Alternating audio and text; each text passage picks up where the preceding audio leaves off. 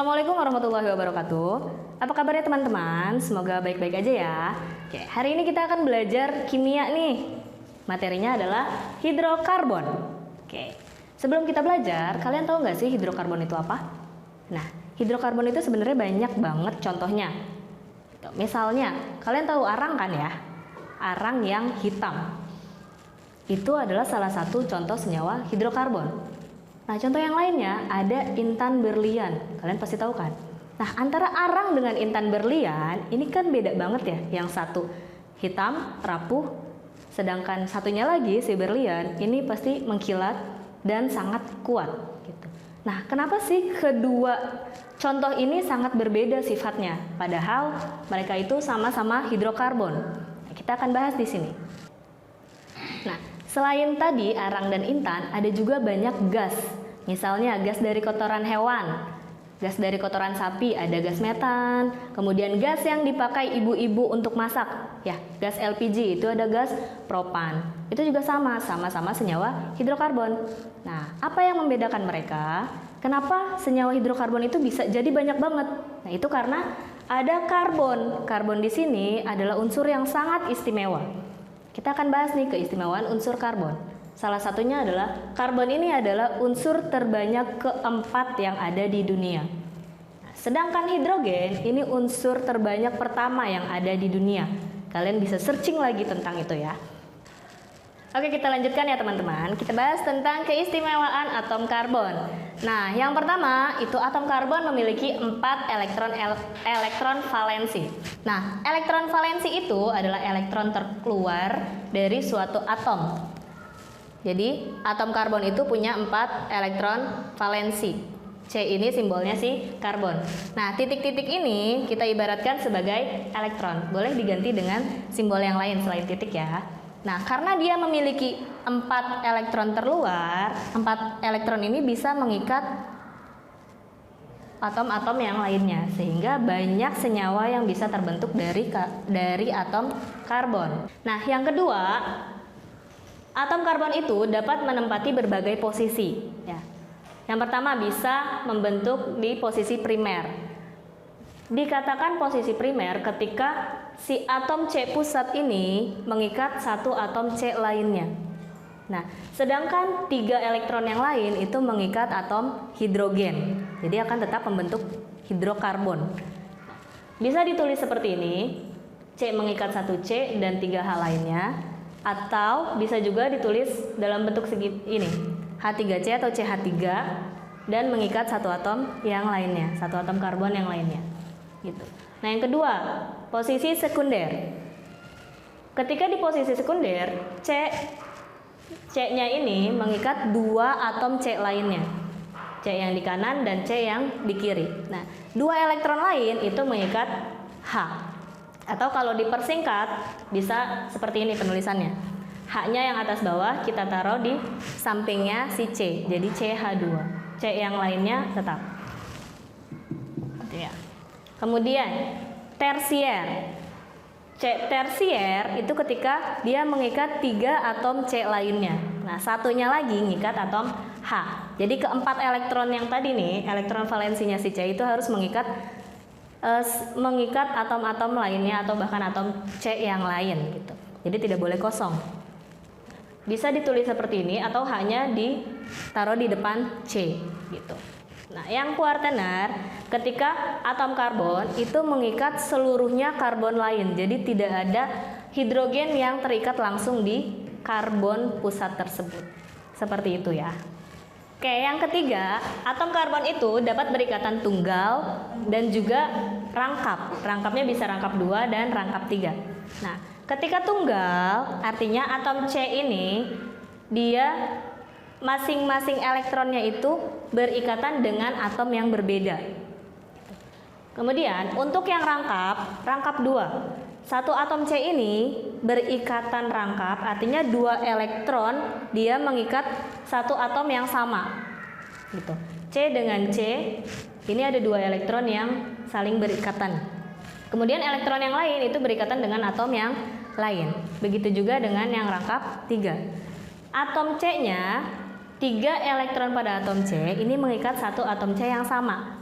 Nah, sedangkan satu elektron yang lain mengikat atom yang berbeda, mengikat H ceritanya. Baik teman-teman, nah karena atom karbon dan H ini akan membentuk banyak sekali senyawa, nah kita perlu tahu nih bagaimana cara menamakan senyawa tersebut. Oke, nah ini caranya. Kita bisa lihat dari jumlah C-nya, jadi dari jumlah atom karbonnya.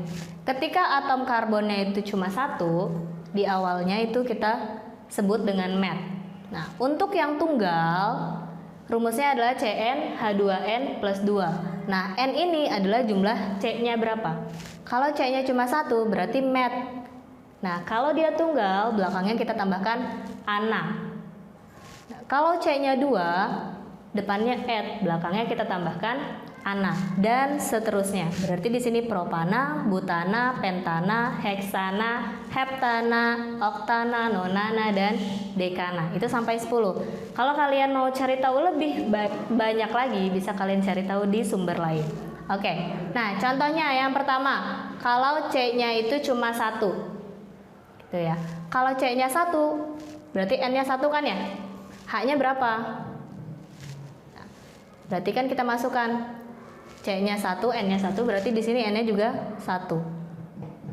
Berarti rumusnya jadi C1H4, atau sering dituliskan dengan CH4. Nah, CH4 ini namanya adalah metana. Nah, kemudian contoh yang kedua, kalau C-nya 2. Kalau C-nya 2, H-nya berapa? Tinggal kita masukin ke rumusnya. C-nya 2, H-nya 2 dikali 2 ditambah 2. Berarti C2H 2 kali 2 4 ditambah 2 6. C2H6 berarti namanya adalah etana ya. Gitu. Kemudian kalau misalkan C-nya 3, C-nya 4 tinggal dimasukin ke rumusnya. Nah, tahu dari mana dia ikatannya tunggal atau rangkap? Bisa kita bentuk ikatannya. Nah, misalnya dari CH4 ini. C tadi kan elektronnya 4 ya? Ini 4. Berarti masing-masing elektron ini mengikat satu H. Sini H, dan H.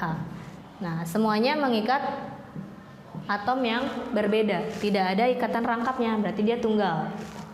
Nah, yang ini C2H6. Kita tulis dulu C-nya. C dengan C. Ada ikatan. Kemudian H-nya ada 6. Nah, karena C itu punya 4 elektron, ini kan udah 1 ya, masing-masing 1. Masih ada sisa 3 lagi di masing-masing C. H-nya ada 6, tinggal kita bagi aja nih. Berarti di sini ada 3H. Di C yang kanan juga ada 3H.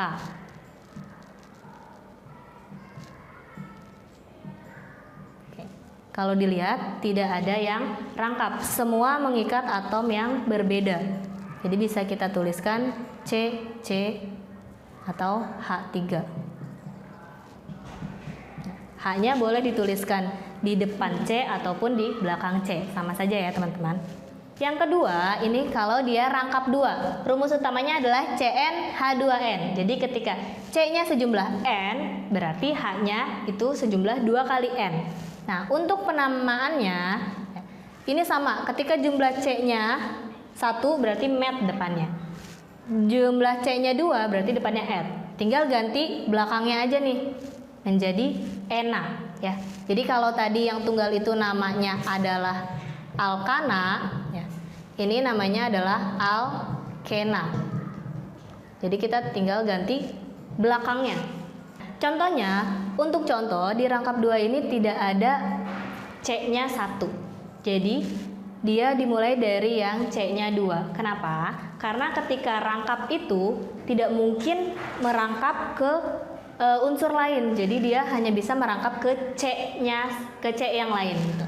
Misalnya, kalau C-nya 2 berarti H-nya 2 kali 2. Dia menjadi CH C2H4. Nah, bagaimana menuliskannya C2H4 dalam bentuk struktur supaya kita tahu bahwa dia ini memiliki rangkap 2. Nah, bagaimana C2H4 ini kita tuliskan dalam bentuk struktur? Nah, yang dituliskan itu C-nya terlebih dahulu. Jadi, kenapa bisa rangkap? Karena C-nya ini yang mengikat C lainnya dalam 2 elektron. Jadi 2 elektron C ini mengikat C yang lainnya, gitu. Sedangkan elektron yang lainnya, gitu. C kan punya 4 elektron ya. 4 elektron yang lainnya itu mengikat hidrogen. Ini kan ada 4 hidrogen. Kita sebarkan hidrogennya. Jadi bentuknya C dengan C rangkap, kemudian ada H dan H. Atau CH2, CH2. Gitu. Ya, sampai sini bisa dipahami ya. Yang ketiga itu kalau misalnya dia rangkap 3 atau disebut juga dengan alkuna. Nah, bedanya tinggal mengganti bagian nama belakang dengan kata una. Kalau tadi alkana diganti dengan ana, alkena yang rangkap 2 diganti dengan ena, nah alkuna yang rangkap 3 diganti dengan una. Nah, sama dengan alkena, di rangkap 3 ini tidak ada metuna. Karena setiap yang rangkap itu C-nya selalu mengikat C yang lain, tidak bisa mengikat hanya H, gitu. Nah, contohnya ya, misalnya kita mau membuat etuna. Etuna berarti ada 2 C dan rangkap 3. Berarti kalau kita tulis Cn, C-nya 2, H2n min 2, berarti H2 kali 2 dikurang 2. Itu ya. Berarti jadinya C2H 2 kali 2 4 dikurang 2 2 C2H2. Nah, sekarang kita tuliskan dalam bentuk struktur supaya kita tahu ternyata dia benar ada rangkap 3-nya gitu. C-nya kita tuliskan terlebih dahulu. C dengan C. C-nya kan ada 2 ya. Jadi kita tuliskan. Nah, C itu punya 4 tangan. Nah, karena kita tahu ini rangkap 3 ya. Karena dari rumus umumnya ini rangkap 3. Berarti kita tuliskan 3 rangkap di sini. 3 elektron C mengikat 3 elektron C lainnya. Nah, sisanya ada 1 elektron di masing-masing C. Nah, elektron di masing-masing C ini mengikat H. H-nya di C yang kiri 1 dan di C yang kanan 1. Jadi, seperti ini bentuknya. Atau CH. Atau bisa juga dituliskan CH CH. Seperti itu ya teman-teman. Nah, yang terakhir, ketika senyawa hidrokarbon itu menjadi cabang atau kita sebut sebagai alkil. Nah, ini tinggal mengganti nama belakangnya dengan il. Ketika cabang itu cuma punya 1 karbon, berarti namanya metil. Ketika punya 2 karbon, berarti namanya etil. Punya 3 karbon berarti namanya propil dan seterusnya, tinggal mengganti nama belakangnya dengan il. Oke. Sekian teman-teman, semoga bisa dipahami. Nah, penggunaan ini bisa kita terapkan untuk menamakan suatu senyawa yang akan kita bahas di materi selanjutnya. Sekian teman-teman materi kita hari ini, semoga bisa bermanfaat dan semoga ini bisa diingat-ingat terus ya karena kita akan gunakan ini di materi yang selanjutnya.